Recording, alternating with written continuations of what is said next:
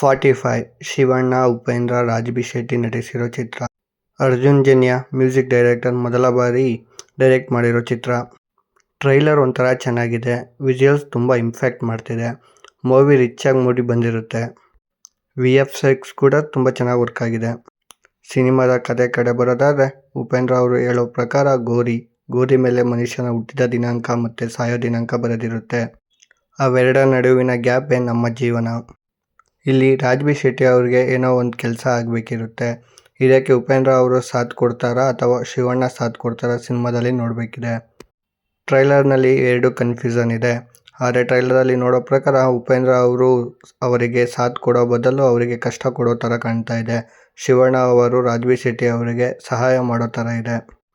ಟ್ರೈಲರ್ನಲ್ಲಿ ಕಥೆಯ ಬಗ್ಗೆ ಏನೂ ಬಿಟ್ಕೊಟ್ಟಿಲ್ಲ. ಎಲ್ಲ ಮೂವಿಲೇ ನೋಡಬೇಕಿದೆ. ಸಿನಿಮಾದ ಟ್ರೈಲರ್ ನೋಡ್ತಾ ಇದ್ರೆ ಉಪೇಂದ್ರ ಅವರು ಯಮನ ಪಾತ್ರ ಮಾಡಿದ್ದಾರೆ ಅನ್ನಿಸ್ತಿದೆ. ಶಿವಣ್ಣ ಅವರು ದೇವರ ಪಾತ್ರ ಮಾಡ್ತಾ ಇದ್ದಾರೆ ಅನಿಸ್ತಿದೆ. ರಾಜ್‌ಬಿ ಶೆಟ್ಟಿ ಅವರ ಕ್ಯಾರೆಕ್ಟರ್ ಬಗ್ಗೆ ಇನ್ನೂ ತುಂಬ ಡೌಟ್ ಇದೆ. ಮೂವಿನಲ್ಲಿ ಇನ್ನೂ ಅವರ ಕ್ಯಾರೆಕ್ಟರ್ ನೇಮ್ ಕೂಡ ರಿವೀಲ್ ಮಾಡಿಲ್ಲ. ಇನ್ನೂ ತುಂಬ ಕ್ವಶನ್ಸ್ ಇದೆ. 45 ಟೈಟಲ್ ಯಾಕೆ ಅಂತ ಮೂವಿಲೇ ನೋಡಬೇಕಿದೆ.